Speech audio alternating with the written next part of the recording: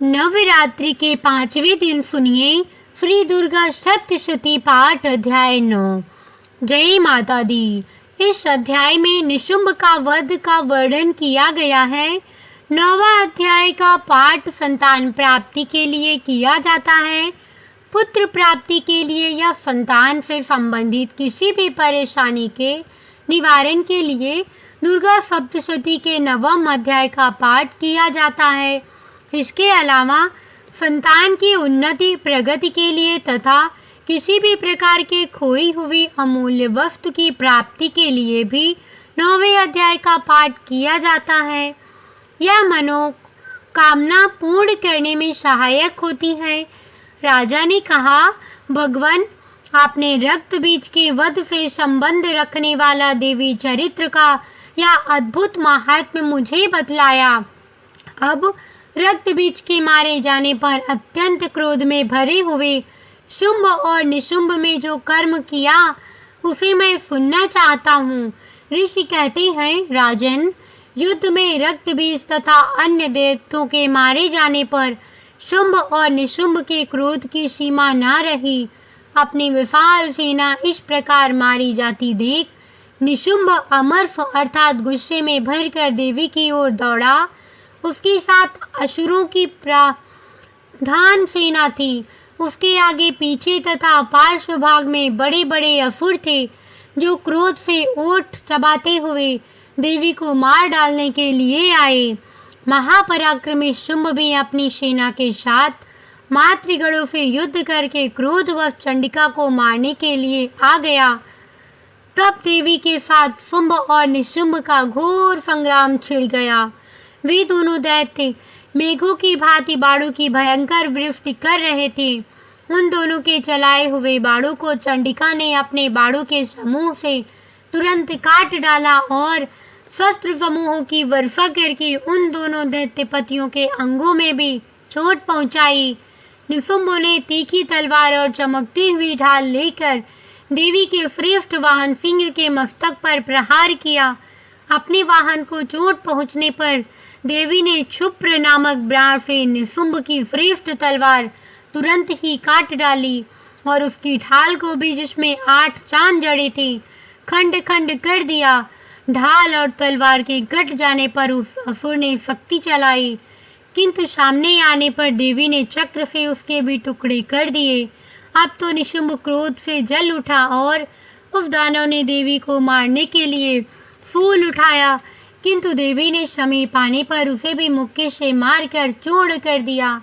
तब उसने गदा घुमाकर चंडी के ऊपर चलाई, परंतु वह भी देवी के त्रिशूल से कटकर भस्म हो गई। तदंतर दैत्यराज निशुंभ को फरसा हाथ में लेकर आते देख देवी ने बाण समूहों से घायल कर धरती पर फुला दिया। उस भयंकर पराक्रमी भाई निशुंभ के धराशायी हो जाने पर शुंभ को बड़ा क्रोध हुआ और अंबिका का वध करने के लिए वह आगे बढ़ा। रथ पर बैठे बैठे ही उत्तम आयुधों से सुशोभित अपनी बड़ी बड़ी 8 अनुपम भुजाओं से समूचे आकाश को ढक कर वह अद्भुत शोभा पाने लगा। उसे आते देख देवी ने शंख बजाया और धनुष की प्रत्यंचा का भी अत्यंत दुस्साह शब्द किया। साथ ही अपने घंटे के शब्द से, जो समस्त दैत्य सैनिकों का तेज नष्ट करने वाला था, संपूर्ण दिशाओं को व्याप्त कर दिया। तदंतर सिंह ने भी अपनी दहाड़ से, जिसे सुनकर बड़े बड़े गजराजों का महान मद दूर हो जाता था, आकाश, पृथ्वी और 10 दिशाओं में गूंजा दिया। फिर काली ने आकाश में उछलकर अपने दोनों हाथों से पृथ्वी पर आघात किया। उसे ऐसा भयंकर शब्द हुआ जिससे पहले के सभी शब्द शांत हो गए। तत्पश्चात शिवदूती ने दैत्यों के लिए अमंगलजनक अट्टहास किया। इन शब्दों को सुनकर समस्त असुर थर्रा उठे, किंतु शुंभ को बड़ा क्रोध हुआ। उस समय देवी ने जब शुंभ को लक्ष्य करके कहा, ओ दुरात्मन, खड़ा रह, खड़ा रह। तभी आकाश में खड़े हुए देवता बोल उठे, जय हो, जय हो। शुंभ ने वहां आकर ज्वालाओं से युक्त अत्यंत भयानक शक्ति चलाई। अग्निमय पर्वत के समान आती हुई उस शक्ति को देवी ने बड़े भारी लूके से दूर हटा दिया। उस समय शुंभ के सिंह नाद से तीनों लोग गूंज उठे। राजन, उसकी प्रतिध्वनि से वज्रपात के समान भयानक शब्द हुआ, जिसने अन्य शब्दों को जीत लिया। शुंभ के चलाए हुए बाड़ों के देवी ने और देवी के चलाए हुए बाड़ों के शुंभ ने अपने भयंकर बाड़ों द्वारा सैकड़ों और हजारों टुकड़े कर दिए। वह क्रोध में भरी हुई चंडिका ने शुंभ को शूल से मारा। उसके आघात से मूर्छित हो वह पृथ्वी पर गिर पड़ा। इतने में ही शुंभ को चेतना हुई और उसने धनुष हाथ में लेकर बाणों द्वारा देवी काली तथा सिंह को घायल कर डाला। फिर उस दैत्यराज ने 10,000 बाहें बनाकर चक्रों के प्रहार से चंडिका को आच्छादित कर दिया। तब दुर्गम पीड़ा का नाश करने वाली भगवती दुर्गा ने कुपित होकर अपने बाणों से उन चक्रों तथा बाणों को काट गिराया।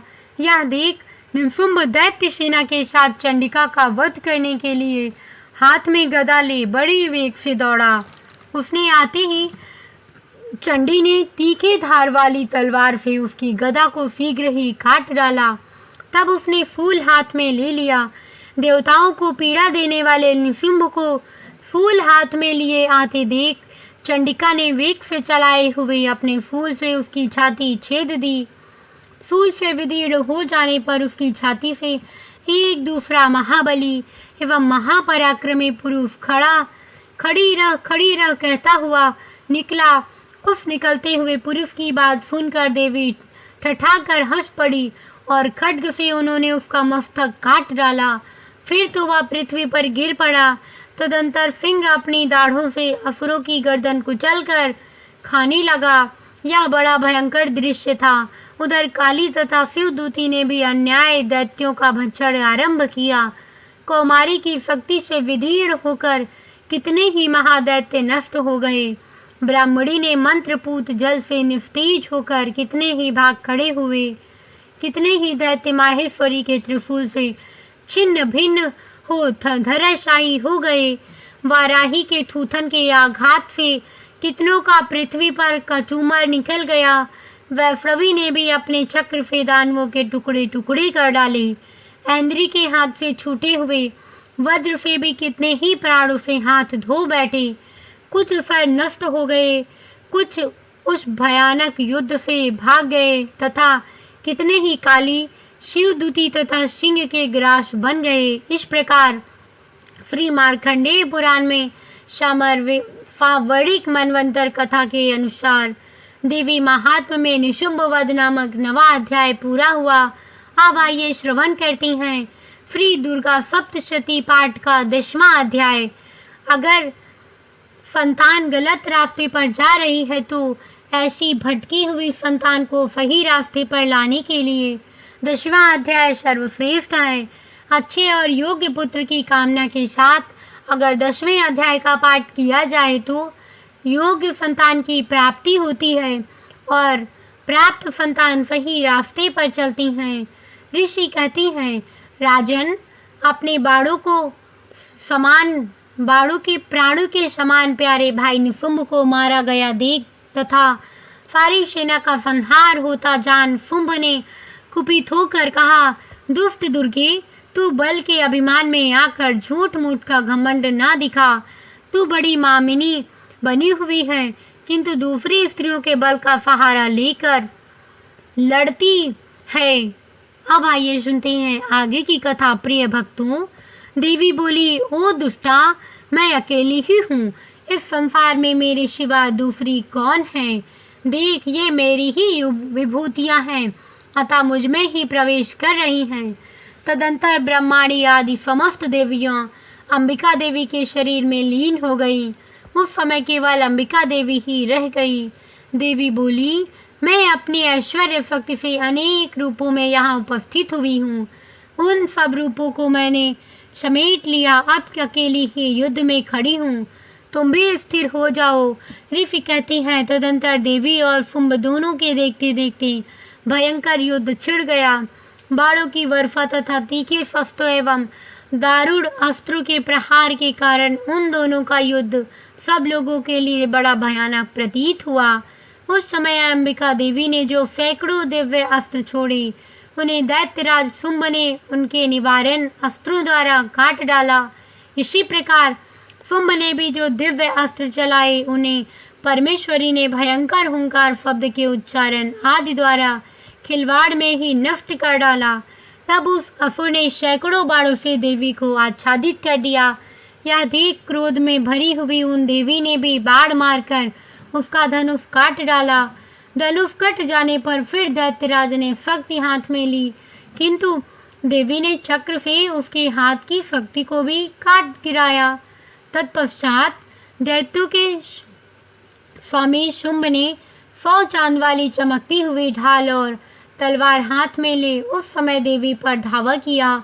उसके आते ही चंडिका ने अपने धनुष से छोड़े हुए तीखे बाणों द्वारा उसकी सूर्य किरणों के समान उज्ज्वल ढाल और तलवार को तुरंत काट दिया। फिर उस दैत्य के घोड़े और सारथी मारे गए।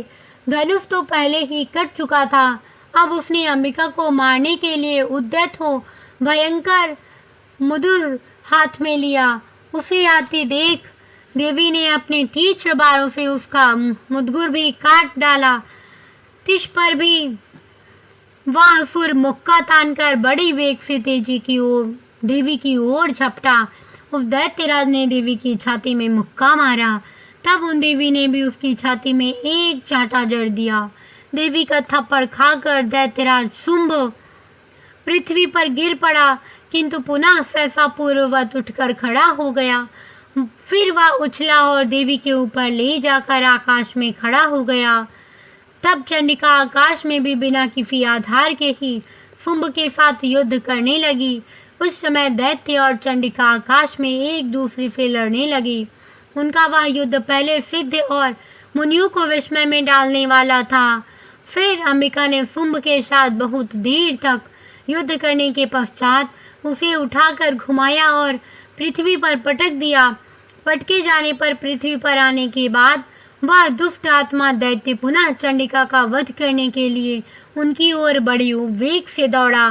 तब समस्त दैत्यों के राजा शुंभ को अपनी ओर आते देख देवी ने त्रिशूल से उसकी छाती छेद कर उसे पृथ्वी पर गिरा दिया। देवी के शूल की धार से घायल होने पर उसके प्राण पखेरु उड़ गए और वह समुद्रों, द्वीपों तथा पर्वतों सहित समूची पृथ्वी को कपाता हुआ भूमि पर गिर पड़ा। तदंतर उस दुरात्मा के मारे जाने पर संपूर्ण जगत प्रसन्न एवं पूर्ण स्वस्थ हो गया तथा आकाश स्वस्थ दिखाई देने लगा। पहले जो उत्पात सूचक मेघ और उल्कापात होते थे वे सब शांत हो गए तथा उस दैत्य के मारे जाने पर नदियां भी ठीक मार्ग से बहने लगी। उस समय शुंभ की मृत्यु के बाद संपूर्ण देवताओं का हृदय हर्ष से भर गया और गंधर्वगण मधुर गीत गाने लगे। दूसरे गंधर्व बाजे बजाने लगे और अप्सराएं नाचने लगी। पवित्र वायु बहने लगी। सूर्य की प्रभा उत्तम हो गई। अग्निशाला की बुझी हुई आग अपने आप प्रज्वलित हो उठी तथा संपूर्ण दिशाओं के भयंकर शब्द शांत हो गए। इस प्रकार श्री मार्कंडेय पुराण में सांवर्णिक मनवंतर की कथा के अंतर्गत देवी महात्म्य में शुंभ वध नामक 10वां अध्याय पूरा हुआ। जय माँ दुर्गे, जय माता दी। यह थी संपूर्ण कथा। दुर्गा सप्तशती पाठ अध्याय 9 और 10। कैसे लगा कमेंट करके अवश्य बताइएगा। साथ ही वीडियो को लाइक, चैनल को सब्सक्राइब करिएगा। कमेंट में जय माँ भगवती अवश्य लिखिएगा। मिलती हूँ ऐसी ही धार्मिक और रोचक कथा के साथ। तब तक के लिए जय बजरंगबली। राम राम।